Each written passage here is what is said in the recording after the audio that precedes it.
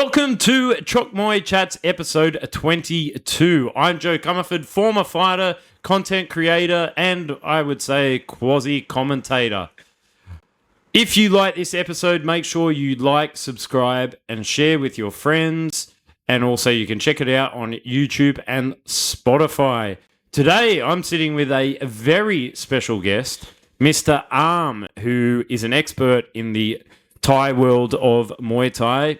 He's bridging the gap between Thailand and the Western world for stadium Muay Thai and everything in between. He runs the IG page Muay Thai Testament. So you need to check it out if you are a fan of Muay Thai. Mr. Arm, welcome. Thank you for coming on. Pleasure. Can you tell people a little bit about the work that you're doing with Muay Thai Testament? What was the... How about I go to the start? Where did the initial vision come from? It's such a long story, bro. But so in the beginning, I always knew that I wanted to do something with the sport and wanted to present it in a different way that hasn't been presented before. And it took a while. You can check in the IG that I do, there's a YouTube link.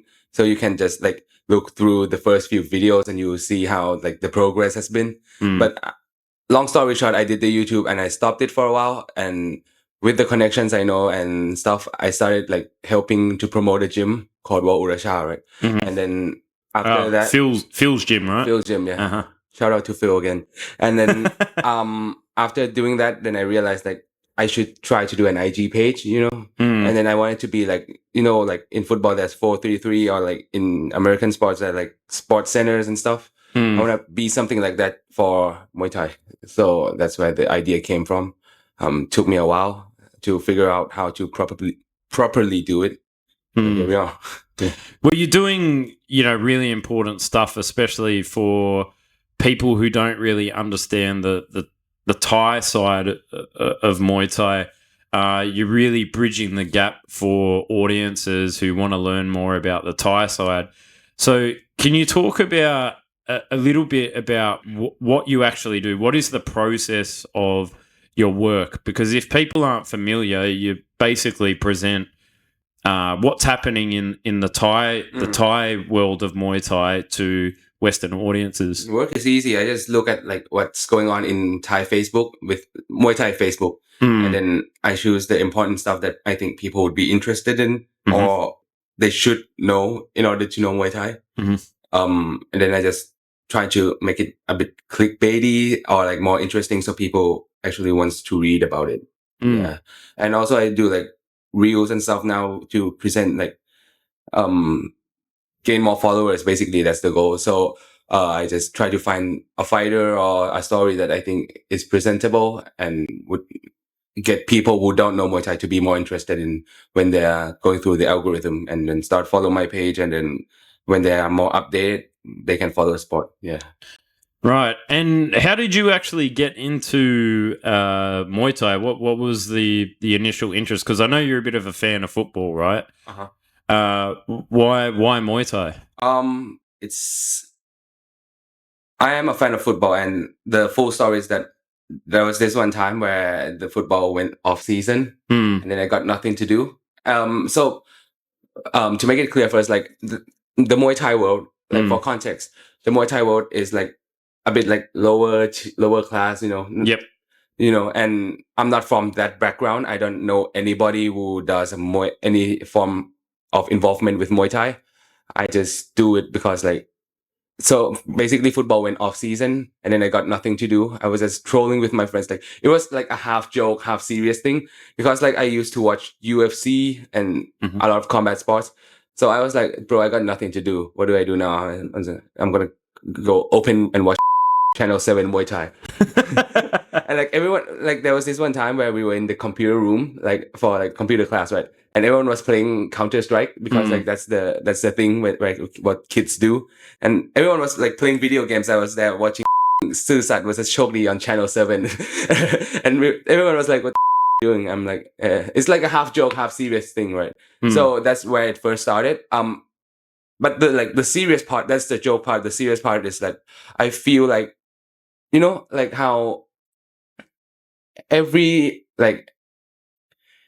is like a bit focused in the West. Like how if you want to watch UFC, you need to be in America. You have your own events in America, all that stuff. If you want to watch football, you be in England. Like it's a bit like what Chatri likes to say, like Thailand was like the thing.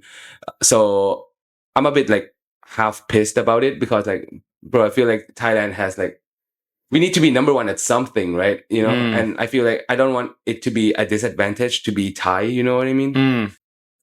So I started to like list like what are the things that Thai people are good at, and so like there's food, but I'm not gonna be a chef, you know. And then there's like I don't know like, but I'm not gonna be a pimp too. So like, so then I started listing like what can I do to that is exclusive in this country and I can do better than people outside. And then Muay Thai came back to my head like, wow, oh, I should be involved in this because like I feel like it's the thing where I, as a Thai, has an advantage and I can push it further.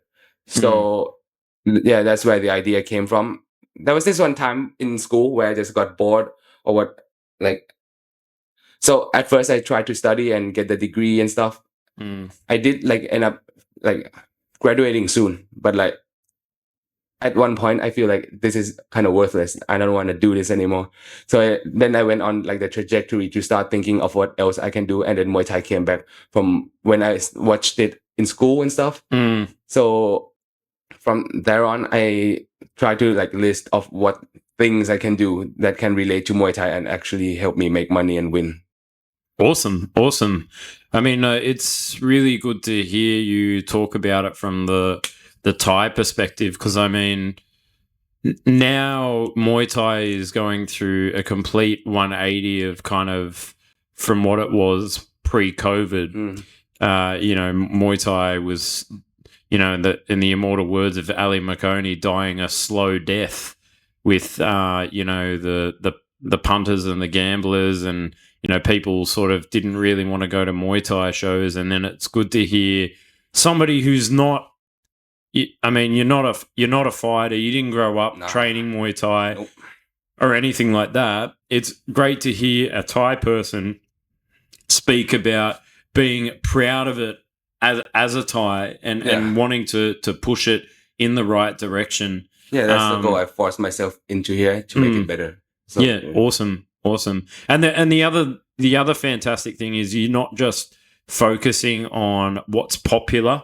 I mean, because what's popular at the moment is, you know, covering Western fighters. And I mean, I do that more because that's what I know. That's, you know, I focus on that more because, one, of the language barrier.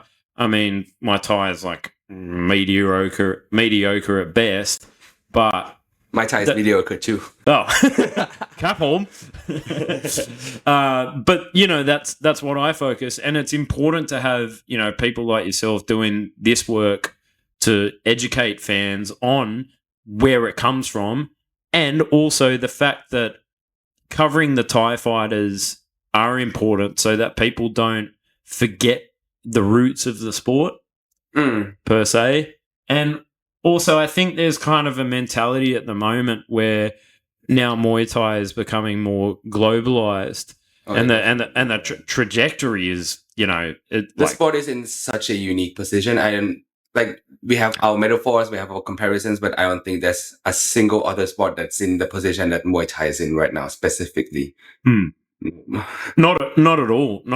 And I mean, I think one of the only barriers that we are going to have with the sport truly going global is getting funding from North America and getting the North Americans interested, because I don't know if you know much about the scene in North America, but barely any. Basically, you know, you've got a handful of fighters like Onion Topic here Jalil Barnes. He follows my page too. Shout out. Bukia, he's a good. He's a good fight club. Yeah, he's a great guy. Awesome, my fighter. The scene there is basically an amateur scene. They don't really have a professional scene, and that's to do with, you know, all the sporting commissions in the different 50 states having all their own different rules, and so it's hard for promoters to get past that. Similar thing in Australia is, you know, we've got different states with different rules. So people are often fighting under different rule sets. Like when I used to fight in my amateur career was Mod Thai. Do you know what Mod Thai is? Muay Thai. Modified Thai rules. But it's called a Muay Thai promotion, but it's modified Thai rules, which means knees, no elbows, but you can hold into the clinch for 3 seconds. So it's basically K1. Yeah, I was gonna say that's kickboxing. Yeah. So I mean that's what we're dealing with in the West. So that's why I think it's really important for what you're doing, educating the global fans on, the actual sport. And one thing that Muay Thai lacks is unity, like not just unity in the group of people, but like a comprehensiveness, like of the basis of what is supposed to be done. There's no like, Well, I think what has changed now is it's an umbrella term. Muay Thai, right? Yeah, Muay Thai is now yeah. Muay Thai is an ecosystem as an umbrella term because if you were going to simplify it, you've only got really 2 styles: entertainment style and stadium style. I mean, they're kind of jargon terms, but it's not. There's zero unification. Even here in Thailand, there's more entertainment shows than there are stadium style shows now. On like in the forefront. Yeah, way more now. You know? There's a proliferation in that.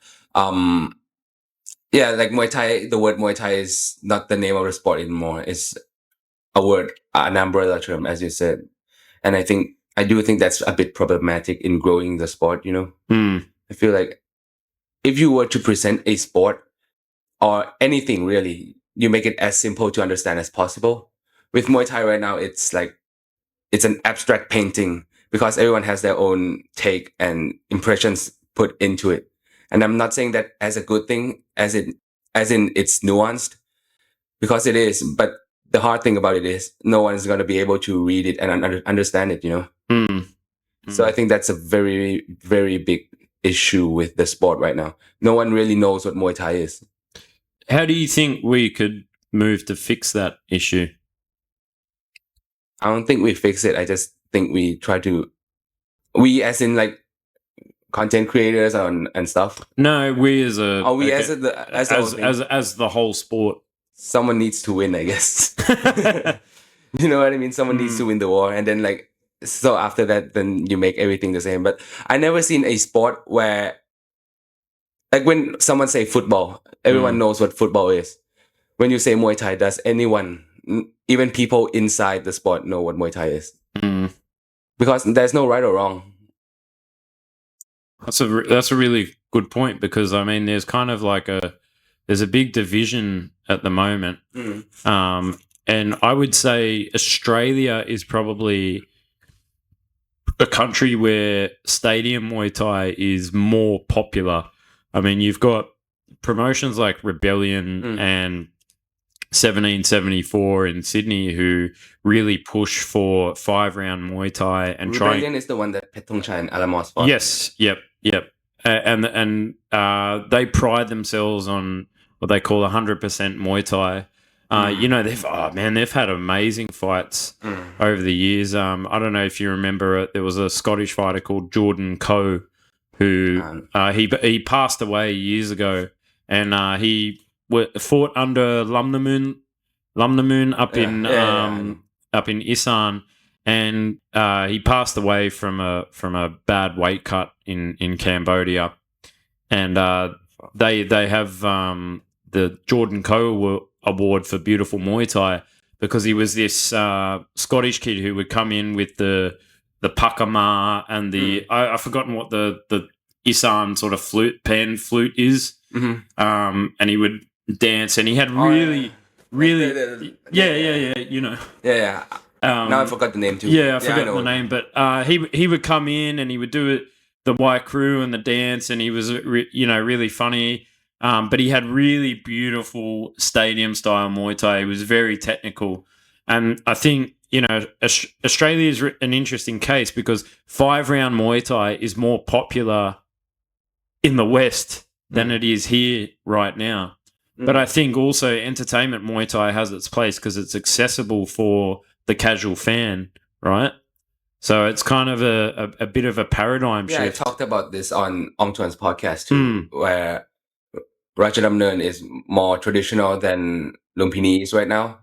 But not all, but like when one Lumpini does their like big, like every 3-4 month event, most of the Thais go there and it's more Thai oriented there than the stadium that is trying to be authentic to Thai people, where all the foreigners want to go to Ratchadamnern is the destination now.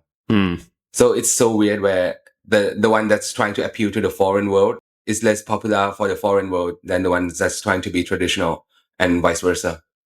So that's exactly what I said. So so that's what I mean when it's about abstract. It's like an abstract painting where everyone has their own take. They look at it and then they feel this, like they like certain parts of it, but there's no same thing where everyone likes. So let's say Australia, they like the culture, but like elsewhere they like just the strikes, right? So there's no like real culture of, like in football, everyone likes the same thing. They like to watch good wingers dribble. They like to watch good comebacks, But with Muay Thai, everyone just like takes bits and pieces out of the sport. So I think that's going to be an issue in growing the sport, honestly. I think from the traditional side of things as well, like for me, if you start taking away things like the Waikru Run Muay or, like yesterday, there were fighters who went into the ring and didn't even wear the Mongkom. Really? When you at Lumpini, yeah, and when you start doing things like that, it starts to, for lack of better terms, the sport because it turns into something that it's not. And there were no music as well. No music, because for me, I'm a bit of a traditionalist in the sense that dictates the rhythm of the fight. It does, yeah. And I mean, I know fighters like went to one, and then they talked about how without the music, without the the lineaments, yep, it's so different. Without the music, like the timing is different. Yeah, and I mean we've spoken about that before, about how the style of the fight changes. I mean, you look at the issue of bonuses. It drives fighters to totally change their style. If you get a technician, they're starting to brawl and they start to get a bit sloppy. And I think that also the smaller gloves is a bit of a equalizer in my mind. Well, it definitely is. There's so many fighters that aren't that good in big gloves, but are good in small gloves, right? And also, yeah. Yeah. It's it's an interesting one. I'm not saying that it's wrong or right, but I think it just changes the game a lot, Yeah, like at what point is Muay Thai just MMA without takedowns, right? Yeah. At what point is Muay Thai just kickboxing with elbows? That's a point that I've made before, is without clinching, it's basically kickboxing with elbows, where and Australia really suffers from this problem, and it depends on how the referees are trained, but in certain states, Queensland, where they won't allow the clinch to go on for too long. And so it just becomes essentially just striking or kickboxing with elbows. And for me, that's problematic because it's an integral part of the whole game. You should be able to do everything. Yeah. So it's like in football, if you were I think this is a metaphor I would use. If one day, I don't know how well you know football, but there's like the Champions League, right? So let's say they change the rule of the Champions League so much where Messi is a worse player than Anthony, like then is it still football? You know what I mean? Yeah. Because that is the exact case here where fighter of the years or like top stadium champions go there, and then they're fighters. And then there's like the random wild ass brawlers who had like under 20 fights. They go there and then they become hailed as the next big thing.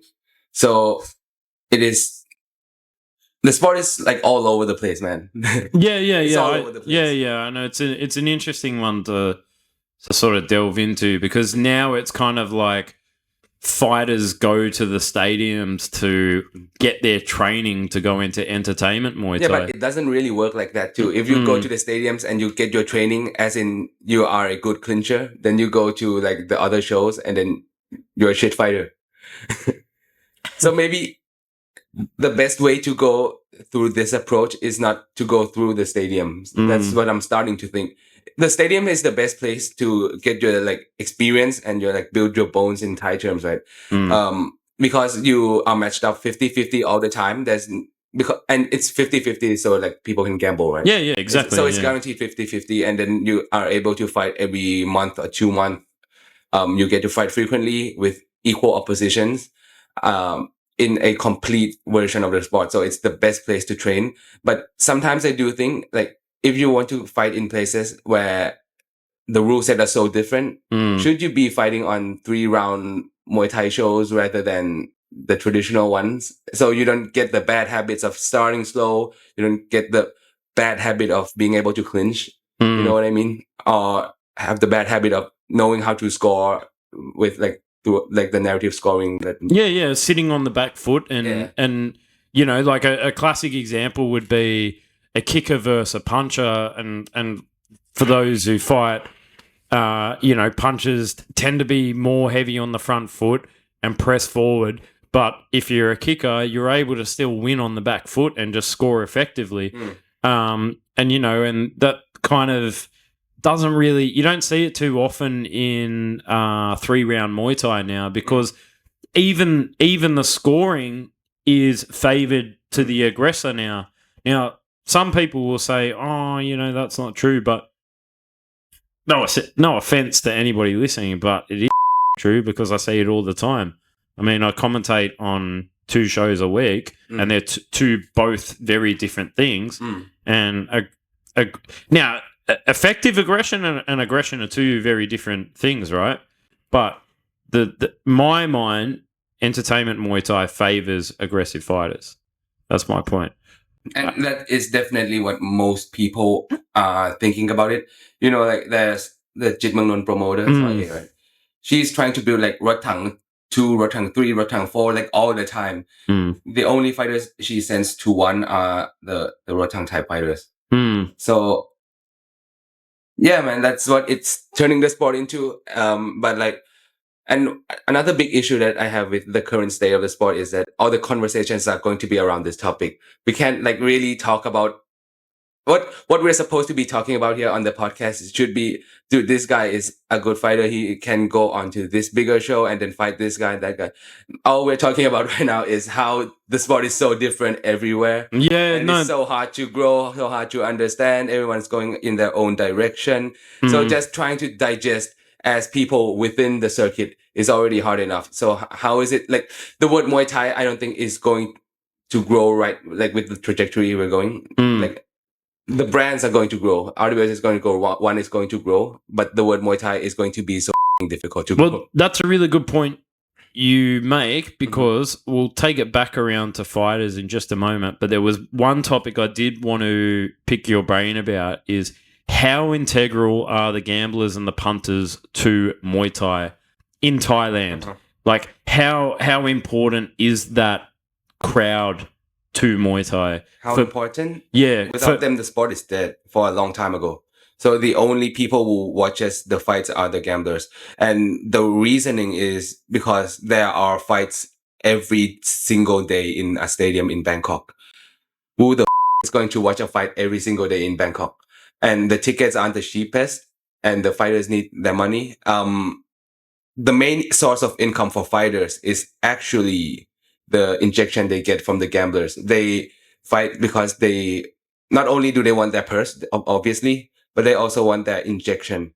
So if you are fighting and then a big gambler is putting money on you, sometimes they will give you a tip as an injection to help boost you, motivate you, and also as, what's the word? Like, for respect, you know, like it's just for courtesy. Yeah. So people like to say that gambling is killing Muay Thai, which is not true, because without gambling, Muay Thai would have been dead a long time ago. It's like a medicine that is, I'll say it like this. Gambling is like chemotherapy for Muay Thai, but Muay Thai already had cancer before that. So the sport was already dying. People were losing interest, especially when like I think I'm not old enough. I'm like only 22. I haven't lived through all. But like the thing that I've heard is that when the football started to come in and like all the different sorts of entertainment, people there were less and less eyeballs on Muay Thai because there were other options. There were other international options, and especially with with Thai people. What I said in the beginning of the podcast, where I talked about something that Thai people can be better than other people at. It's also a reaction to this inferiority complex that Thai people have, where they feel the burden to be international as much as possible. So all the rich people would watch like Western sports. They would try to be as international and global as possible, and that reflects throughout the whole thing. Muay Thai is a very local sport, and especially before, all the good Thais are Thai people. All the good Muay Thai fighters are Thai people, right? And it's a very low level, like the people who compete in Muay Thai are poor people. In terms of class in Thai society, it's like it's kind of looked down upon because, you know, most of the fighters are coming from the provinces and not the center in Bangkok. Yeah, and it's not the cleanest sport in the world, is it? No. There's like children fighting, there's gamblers, like poisoning fighters. The stadium wasn't like before the two big stadiums had the renovations. It didn't have the branding and the looks and appeal it does now. So from what I heard and I understand, I feel like Muay Thai was dying long before. And when the fans started to leave and there are more gamblers than fans, the gamblers had all the power, right? And after that, the sport became more and more gambling. It became like there's no, like Samad said, like the art and the fans and the passion of it is gone. It's more of the gambling sport now. And I mean, that's why they call, you know, the 80s and the 90s the golden era, when it was, you know, there was real fans going to the fights, not just the gamblers as well. I don't even know if that's true though. Like, is it just... I thought it was like the gambling culture was more fruitful back then. Because like right now, there's like only one... The issue right now of why the odds are... of the betting odds are so influential to the fights is because the groups of gamblers are so small. So there's only like one group of gamblers. It's the familiarity. So these guys are the guys who dictate, you know, like if you're the only person in the room, you are definitely the loudest. So once they have that much power and it's such a monopoly, the gambling odds on where the money is at has more effects on the fight themselves. So one of the, like, I talk to a lot of like the reporters in Thailand and stuff too these days, right? And yeah, one of them told me like maybe the way to solve these things is to have as many gamblers as possible. So it's like an ocean where no one really has the true one power, unlike it is now. And it is kind of true too, because all the big shows where, you know, Petindi does like all these like closed events where it's not broadcasted on TV and all the people come into the stadiums. Those events have better judging than the normal ones. So, but it's like a very complex thing to to break down. Yeah. I mean, like if you look at it, the essence of it, Thai society itself is a complicated, bro. It's thing. So nuanced. You need to be there to know it. Yeah, you need to be Thai to know it really, to understand it. The thing that I wanted to pick your brain on is the welterweight division for the for RWS. Now that's been announced recently. Of course, you know, there's fellow countryman Max McVicker, the WB. Were you the guy who brought him here to Thailand? No, I didn't bring him. What's your relationship with him? I just sort of like everybody sort of knows each other in the Australian scene. The Australian scene. I mean, I used to run a page called what was that, Australian Muay Thai News, and I've always been active within Australian Muay Thai. I'm friends with Kieran, his coach. There's what I call the Golden Triangle, which is basically the Golden Triangle of Australia, which is Sai Naji, who is the Rebellion promoter, Andrew Parnham, who is my old trainer, and he's a promoter, and Kieran, who is the trainer of Max McVicker. Muay Yu, right? Muay Yu. So he's got a few big a few big fighters, but the reason I call them the Golden Triangle is because the three of them are all bald, right? So the planets align whenever they talk with each other. Yeah. All right. Yeah. I see where this is going. Yeah. And so it's like in Thailand, there's Kiet Phet, Pejindi, and Saw Som Mai, right? Yeah. Basically, these are the three Sian Moys of Australia, I would say. Oh yeah. So that's my connection to Max. And Sajjad is probably another one I'm keeping my eye on, and also the one I wanted to talk to you was about Yodwicha moving down. So, what do you think about this? The lineup of the welterweight division. I still think Tapao Gao got this. Yeah. Like he's by far the favorite, obviously, right? Yeah. I think we know what Sajjad brings. Can he improve and do more than he already has? Is a question, and we will see in the tournament. Yodwicha moving down is very unexpected. We do not know what is going to happen because even at 154, he doesn't look like the most energetic fighter in the world, is he? No, I was saying that to the somebody the other day. Like even at 150, he's still looks like he might be having the cheeky donut as well. So yeah. And then there's Shu Jaran, who's back now. I don't know if you guys noticed, he left when he fought Pet Thong Chai and he lost. And he thought he won. So his gym, and I think him too, was very pissed about it. And he left RWS for a while. But he's back for this year's tournament. And I think it's the right move for him because if not, then he would have no one to fight. He's too big of a Thai to not be in this tournament because he, not big as in like just name, but also the size. He's been fighting only like Khun Han Lek all the time. Khun Han Lek is another guy, but like he without like in just the stadium scene, he would retire with the lack of opponents anyway. So he's back. He also beaten Tapao Gao before. He's a big clincher and stuff. But I still think Tapao Gao is the favorite because of here he is actually allowed to clinch and he doesn't need to force himself to fight like the style where he did in the place where he got knocked out at. The X factor, I think, like not to gas you up because you're here, but I think the X factor of the division is Max because we do not know how good he is yet. You might know, you may not know, but like I feel like he's had a very big junior career in England. So I think from what I heard, he's had about 80 fights as an amateur, and then he's had a pretty successful. Yeah, but we don't know how that translates to the Thai scene, right? Yeah, that's right. I mean, like nobody's really seen him fight that much on the Thai scene. He fought a decent guy in his RWS debut. Like I was really surprised that I didn't think he was gonna lose, but anything, I didn't really have an opinion because I don't know the name yet. But he opened as like such a big underdog that fight, like 20-1 something. Yeah, I remember you saying that. Yeah, I told you that on the day. The gamblers. That's the first day I met you, right? Yeah. So, yeah, I was telling you like everyone was shocked with how good he was.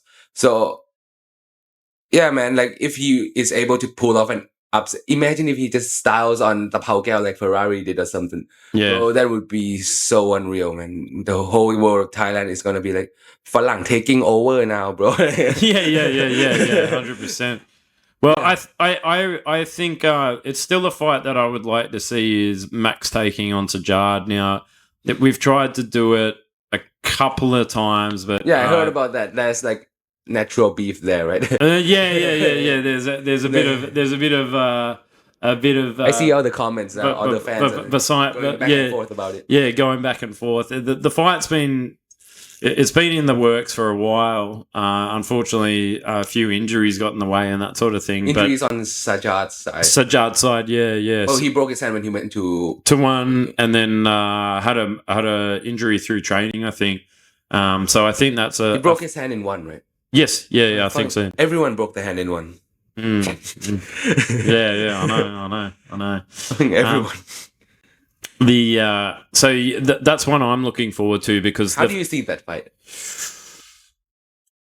I'm as I said before, I'm Switzerland, and I really like I've got a bit of sort of like a quasi-emotional connection to both of them, like as a fan. Oh, Sajad. Like, Yeah. As a, I mean, I've done some stuff for Sajad as well, and I really like him. He's a really nice kid. When I did the commentary for RWS Japan, we went out. We went out for a couple of beers after his fight. Him and Chris are great guys, but also, I know Max and Kieran. But you can just talk about how you see the fight. I think my opinion. What it's gonna do. I think Sajad will be forced to take the fight to Max because I think Max plays the back foot game and tries to draw his opponents in. So I think it's going to be a tricky fight for Sajad because I really think he'll actually be forced to bite down on the mouth guard and push forward and utilize the boxing a bit more. I can't say who I think will win because my honest opinion is I think they're both Sajad's a former WBC champion at that weight. Max is the current WBC champion at that weight. So on paper they're evenly matched, right? My opinion is that they are evenly matched. I've seen them both fight a lot. And I think they're just equal animals, and I think the gamblers are going to have a field day on this one. But I think that's how the fight will go. I think Sajad will be pushed to be on the front foot and bite down on the mouth guard because I don't think he can afford to do the Fimmer style against Max because Max is so intellectual. Yeah, when I first saw Max, I talked about this on Tuan's podcast too, but I was really surprised at how Thai he was. And it's not just my opinion too. I talked to like the Thai commentators. They also agreed. So I was watching and then I see this guy from Australia. He's fighting like he's from Ubon. So like, I'm so surprised by how Thai he fought. So I'm actually like, interested in like the Australian scene just from this guy fighting. Like how did it started? Why is there such an obsession or passion about Thai culture that's intertwined to the scene there? Well, I think one thing that helps is the close geographical proximity to Thailand. It's only to Perth, it's only a 6-hour flight. To Sydney, it's only 8 hours. Muay Thai has always been very strong in Queensland, which is where John Wayne Parr's from. And for as long as I can remember, Muay Thai was huge, especially in the 90s. Like, it was shown on Fox Sports. I don't know if you know the name Nugget McNaught. Yeah, I met him. Yeah. So Nugget... With a tattoo. Yes, yeah. Nugget was kind of... I would say he's like the godfather of Australian Muay Thai. He ran a very successful promotion called Evolution. And you can read all the com script for the Sakyant as well. He's more Thai than me. Yeah. He just doesn't look Thai. I can barely read Thai. It's not that this says Chang and that's it. Well, yeah, so he ran a thing, a big promotion called Evolution that got a deal with Fox Sports, which was massive back then. That was like the ESPN of, sports. Right. So, that was huge for Muay Thai, and kickboxing was always big. Australia's always had a big relationship with combat sports. So I think it's kind of like Muay Thai in Thailand where it's going through a renewal period right now because it slumped over COVID, and it was sort of pre-COVID, it was trying to build up and bring more traditional promotions and that sort of thing, killed off, and now people are starting to rethink. They're getting huge fights like my friends at 1774, shout out to Iram and Michael Green, they took Yotin over to Australia. Yeah, beat the Cambodian. Yeah, beat the Oh, man, did you see all the comments from the Cambodian fans in the... I try to not talk about Cambodia. I don't want the comments in my page. Okay, all right, let's not do that. I'll edit that out. But like, yeah, he won. Yeah. So, I mean, there's things like that. I mean, Rebellion had Damian Alamos. Even before that, like, Rebellion were putting on big fights. They've been trying to get the Pet D guys on for a very long time, but it's kind of hard to get them on. But you know, Australia's always had a deep love for Thai culture and you know, Muay Thai as well. You know what direction they're heading? Are they trying to go global, or are they just trying to gain more fans within the region, or what's the direction? I think they're just trying to do good, strong Thai-style Muay Thai. I don't think they're trying to take it global. They're trying to get better at the product that they're selling, which is good, solid 5-round Muay Thai. And there's a handful of promotions who do it really well. Of course, the ones I mentioned, Rebellion, 1774. Why is the promotion like 4 numbers? Because that's the year that Nikanom Tom beat the 7. I Yeah. know the story. Yeah. So that's that one. Muay Thai League, who have, you might know him, Brandon Spain. Brandon Spain's on that. He's a WBC Aussie champ at like 57, 58. I would like him to come to Thailand and test himself out. That's not me calling him out for a fight. That's me calling him out to as a fan. As a fan. Like, I really like his style. I would like to see him fight out here. I mean, we got guys like Chad Collins, you know, Shark, right? Yeah, the Shark dude. Like, pre-COVID, people call him Chok, by the way. Yeah. But pre-COVID, man, he was killing it on the stadiums, right? Yeah. Like, he beat Sexton, right? Like not this version of Sexton, like peak Sexton. Chak Tho Sang Tien Noi. Yeah, exactly. Yeah. And and also there's a big relationship with Kai Moi Tor Sang Tien Noi. A lot of Australian fighters have gone there. I think it's the John Wayne Parr connection as well. Blessed by Venom, right? Blessed by Venom, that's right. If you ever meet him, he's a really nice guy. Really? Yeah, shout out to JWP. So yeah, definitely check out the Aussie scene. It's very fruitful, I think, and I heard I talked about it with Ong Tuan, right? And he said that there's this thing where Australians, they have a thing where they aren't coming into Thailand to compete with the very top when there are a lot of potential and fruitful divisions and rosters there. So what is the reason why they aren't making the jump here? I think there's a couple of reasons. I think number one, when you're in Australia, you have to work and train and fight, which is hard. There's not enough money. There's not enough money in the game to be. Even in Australia, where you probably make more money fighting in Australia than in Thailand, right? People aren't able to fight full time. So in Thailand, if you were to remove gambling from the sport, bro, how are the fighters gonna live, bro? That's it. I mean, and also the gyms brunt, the cost of living for the fighters as well. That's why it's so important. Bro, and in Australia, where I assume your fighters aren't starting at 7 years old. No. Most of us start around teenage years, or like I started about 15 at least, right? Yeah, at least. I started when I was 20. Yeah. So in Thailand, if you were to have a gym, you need to raise kids, children, literal children. It's like you have a kid in your family. And you need to send them to school. If they get sick, you need to pay for it, pay for their medical bills. If they have a girlfriend, you need to keep track of if they're going off course from the fighting, whether they are doing drugs. Yep. Bro, it's such a busy job, and that is why there are less and less fighting gyms here in Thailand, because there are better things to do now. Well, that's it. I mean, they make most of their money from foreigners, and now that these days, and I mean, now that Muay Thai is becoming more globalized, the population of Muay Thai fighters is very transient. So with the visa issues, they're able to do 3 months basically. Oh yeah, it's a new thing, right? Yeah, they're able to come in 3 months. You probably fight. If you're active, you'd be able to fight 6 times in 3 months, maybe in the Chiang Mai circuit or something like that. But 3 times you'd be able to get 3 fights.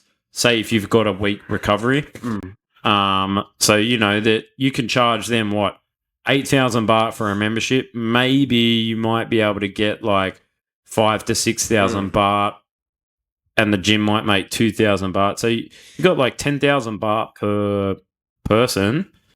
They don't really need to look after Thai fighters that much, because you think about the cost of per Thai, plus they fight once a month every 2 weeks, but you've also got the risk of losing that money to gamblers. So, it's a big cost to the gyms. And I don't blame them for going down the avenue of trying to get more foreigners in. Do people in Australia still see Muay Thai with Thailand being at the top of the pyramid, where if they truly want to test themselves, they need to come to Thailand? I think that. Do most people think that? I don't know. I'd have to ask Australians, but I think that. I think at least in the lower divisions. Oh, definitely in the lower divisions. Yeah. In the lower divisions. I mean, the reality is that most Australians are sitting around 66 to 75 kilos, right? What's that in pounds? I don't know. Like the bigger weights. Yeah, the bigger weights. Like, max is like 154, right? Yeah. So bigger than that. Bigger than that. So, I mean, it becomes tough. But Thai, like 135 is big for Thai. Yeah. So that's an issue in itself. But I still do think that, if you want to be the best at 57, 58 kilograms, I'm looking at you. You need to be proving yourself on the stadiums here in Thailand. You know who said it? Alfie Pierce. Alfie Pierce. Alfie Pierce said that, look, you can be the best in your country, and he's rated number 1 in the UK at the moment. I think on WMO and WBC in the rankings. And he's like, I don't really care about that because I want to be the best in Thailand at my weight. So, I think that still says it all for the West. I think if you really want to be the best, you've got to do the stadium circuit. That's my personal opinion. The fighters in Thailand, they are kids who come from like poverty, or they are forced to fight, or they come from like a family with a fighting background, right? For in Australia, who are the fighters? Are there's like crazy people who have passion for the sport, or? I think mostly the latter. Yeah, the crazy people who have a passion for the sport. Because why else would you jump in the ring and get cut for little next money or vouchers for a steak at the local pub? So, just passion mostly. Like, mate, I grew up in a middle-class Catholic family.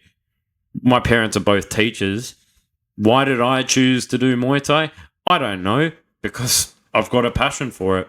And most people have a similar story. Like, most professional fighters in Australia are just working professionals. So it's a real opposite ends of the spectrum between Australia and Thailand, right? So it's an interesting one. And I think that's what kind of separates the mentality between Western fighters and Thai fighters, is that Thai fighters are doing it for survival, where Western fighters are doing it as a passion or as a hobby, and then they turn it into a career. I think the other issue is that Westerners try and over-romanticize the sport and, all this kind of glory and all this sort of stuff. And like the Western world, they do tend to romanticize things to such a level where Thai people don't even relate, man. Yeah. Like there was this one time where Chatri went on like a show or something. There's a quote of him like, he was asked why did I spoke Thai? He was asked about why are there no draws in one's Muay Thai, right? And he said, if there is a thief in your house and you had to fight him, would it be a draw? Someone needs to be killed or something like that. So, and a lot of the Thai people are like, yo, what kind of world? It's just chill, bro. So like there's this tendency in the Western world where they try to overdo things to a certain level. Like the whole concept with UFC is that too. Like, who is the greatest fighter from in hand to hand? Bro, it's a sport. Just chill for a second, right? I mean, and that's the thing. At the end of the day, is like, I find this with like Westerners as well, is that like, it's a fight to the death. When you get in there, you're risking your life. Yeah, you are, but the reality is you're. It's a dangerous profession. That's it. 9 times out of 10, you're probably not gonna die. I mean, 9 times out of 10, that's a pretty big chance. I used to work when I was in uni. I used to work on building sites. A brick could have fallen on my head at any time. I wasn't wearing a hard hat, but that's the risk you take of getting in there. I didn't write poems and songs and make TV series out of it, which is what Westerners tend to do. So there's kind of that disengagement from the reality of it. I find fighting culture is all about that, just proving your glory and pride. While Thai fighting is just being an athlete, doing it to get money. Like the whole thing with One Lumpini, right? Is I don't know how popular it is abroad, but it is very by far the most popular Muay Thai show in Thailand right now. Muay Thai, like the umbrella term Muay Thai, right? The reason that it is so popular is because it relates so much to the thing that Thai people likes, which is, I don't know how to say it in English, but there's this like genre of shows where people do something. They come in, they tell their poor people story. They tell their story, why they need the money. They do some activity, whatever the theme of the show is. The talent one. I know what you mean. Or like you sing or like whatever. Yes, yeah. And then at the end you get the reward where you get the money, and then the viewers get the fulfillment of seeing this person win in life. That's the exact same model of why One Lumpini is so popular, in my opinion. It's the exact same model. That's why the translator, Frank, right? The Mr. 350,000 bahtครับ. That's why he's so important to the show. He made the show, bro. Like you can get anyone to fight on One Lumpini, but as long as you get Frank to announce that he is getting the money, that's all they want to see. They're not here to see like just the best Muay Thai. They want to see the fulfillment of people able to make a living. And also, as I have touched on earlier, where there's this inferiority complex, where there's a burden in Thai people where they need to go international, they need to go global. That's why I asked you earlier about, do you think Thailand is the top of the pyramid in Muay Thai? Because Thai people, they think that after being number one in Thailand, they need to be number one in the world.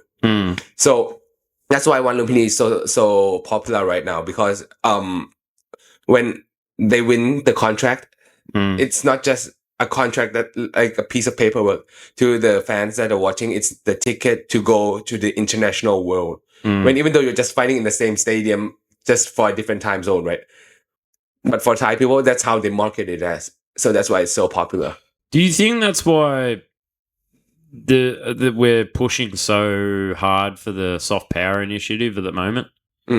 Yeah. We're pushing it very hard, bro. Yeah. Very hard. It's also part of the go global thing, push Muay Thai to the world, let everyone know Muay Thai and all that stuff. People are so invested and interested, and just like the beginning of our conversation today, where we were talking about how to make a sport go global, it's even more prevalent in Thai culture. It's the most important thing about making Muay Thai the global number one sport in the world. It's the most making it the most known in the world, or as known as possible. It's the number one priority. When to me, as a person who, I don't really romanticize the Western culture, because I actually understand both sides of the world with the language barrier. I don't have that too. So I don't really I feel the need to go global for the monetary reasons, but I do not feel the burden that I am a small person in a small country that is still developing rather than developed, and I need to push myself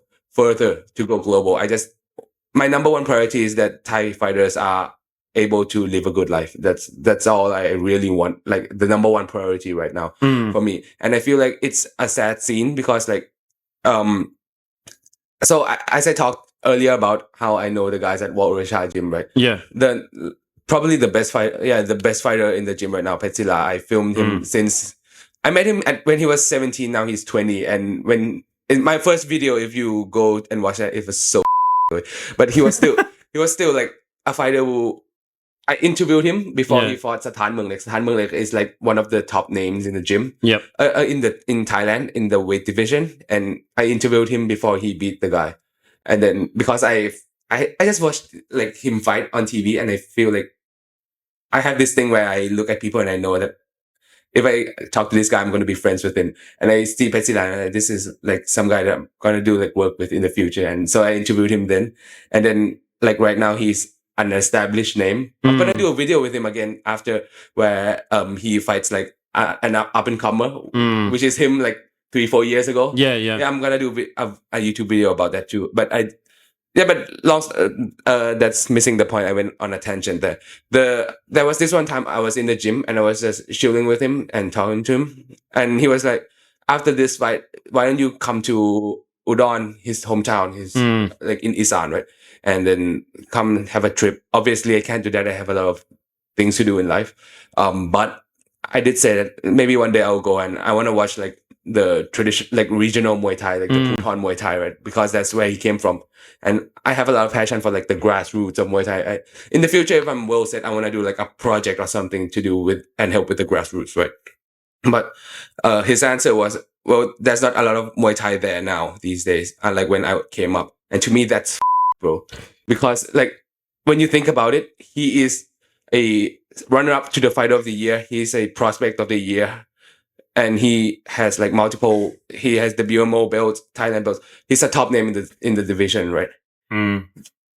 Right now, if he was still a kid, he wouldn't be a fighter at all. So to me, that's screwed up, like the whole system. And that's one of the issues that all of us in the industry have spoken about when the rise of entertainment came after COVID, was that there was going to be that discrepancy in the grassroots scene, that if we don't look after the funding and if we don't send funding into the grassroots scene, then we're going to have this gap of 4 or 5 years with no talent pool. Yeah. And if the people at the top don't want to put money in the grassroots scene, which some of them do, I know Pet Yindi and Kiat Pet. Yeah, Pet Yindi just donated a lot of money to like yesterday, 2 days ago. Yeah, and Kiat Pet, they do a lot of shows as well. If the guys at the top don't look after the grassroots scene, then they're not going to have any flow for the in 4 or 5 years' time.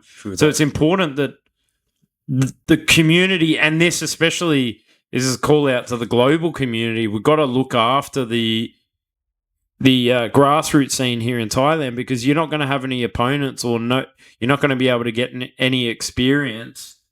Valuable experience if you don't have any Thais fighting. So look, man, like people are looking down on the traditional scenes with the gamblings and all that. And one of the things that a lot of the newer shows are promoting themselves as is like an alternative way out of the traditional scene, and they have people looking down on the traditional scene. My answer is, name me one fighter who had never fought on the traditional scene and is fighting in the newer shows. You cannot name a single one. And that is why it is so important to keep like the bottom of the pyramid as strong as possible. While everyone is focusing on the shiny top of how are we going to make the building look better, bro, the structure is failing right now. And I think that is such a big issue. Yeah. Oh, 100%. I mean, you look at other sports, you got rugby, which is a multi-billion-dollar industry in, Australia and South Africa and New Zealand. And they look after the clubs. They've got club summer camps and that sort of stuff. Football in England as well. Massive junior programs. And I don't know why we don't have that for Muay Thai. I mean, essentially in Thailand, it's really like, say, Somchai is an 5-year-old boy, and mum's working a job and dad can't look after him during the day because he's out at work. They'll send him to the local gym. But how interested is he going to be going to the gym if there's no kind of programs to actually encourage him to do it? Yeah. If it's only a matter of necessity to survive, then it's not really... I just don't feel that's like a successful model for, bringing the enthusiasm to fighters. Is Muay Thai in Australia like the low-class sport like it is in Thailand? No, I wouldn't say so. I say like most people come from middle-class backgrounds, because to be able to afford to train is quite expensive. Like you got to factor in the cost of you buy your own gear. Gloves are about 3,000, 2,500, 3,000 baht. Yeah. Shin pads about the same price, and a membership to a gym is actually cheaper there than here. But I'd say like so how like the system works there is the fighters pay the gym to train and stuff. Yep. Unlike in Thailand, right? Where the gym pays and it depends on the gym, but the most gyms will take a small 10% cut of a professional fighter's purse. But that's for, like kind of like a promoter's fee or doesn't work like 50-50. But also we don't have the culture of injections or gambling. So you are just fighting in front of people who pay tickets to watch good fights. Yep. So when I was a pro, basically your fight purse would work like this. You would get a bundle of tickets and your purse would be 10% of how many tickets you sold. So if I sold 10 tickets, that'd be $100. So, that's kind of the way it worked. And I mean, we're talking like 8 years ago now, but fighters are finally getting paid decent wages in Australia. But a lot of the other money comes through sponsorships, right? So there's a bit more of a sponsorship culture where, like supplement companies will sponsor them, local businesses. I was lucky enough to have 2 sponsors, a local electrician and Sintai, who was a Thai guy who sponsored me and paid for my training. So I was Buk Joe Sintai. But yeah, that's kind of how it works. It's a completely different system. So it's more of an entertainment thing. And I'd say it works a lot more like kind of a community sport because, whenever the shows are on, a lot of the promotions are tied to certain gyms. So everybody from the gym will help out at the promotion. Like, I don't know, ticket sellers, catering, all that sort of stuff. So, it's much more of a community-centered sport, I'd say. I see. Rather than, like promoters being the head of it, it's like the promoter helps matchmake the fight and might get the funding for it, but it's really about the community. Helping each other. Helping each other, yeah. Yeah, it's an interesting one because they're kind of very different ecosystems. So it's not like that big of a pool of an ecosystem right now, right? No, I wouldn't say so, no. There's just like a group of passionate people who are really deep into the sport and wants to be, put on the best traditional shows as possible. Yeah, 100%. 100%. That's the way it works in my mind. So I guess like the end goal of Australian Muay Thai is to have like a Ratchadamnern or a Lumpini stadium one day in the...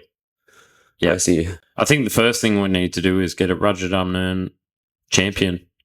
Australian, I thought Chad Collins was going to be able to do that, but he's more sort of focused on fighting in Japan these days. He's a kickboxer now, man. Yeah. But I think Max... Oh, come back, man.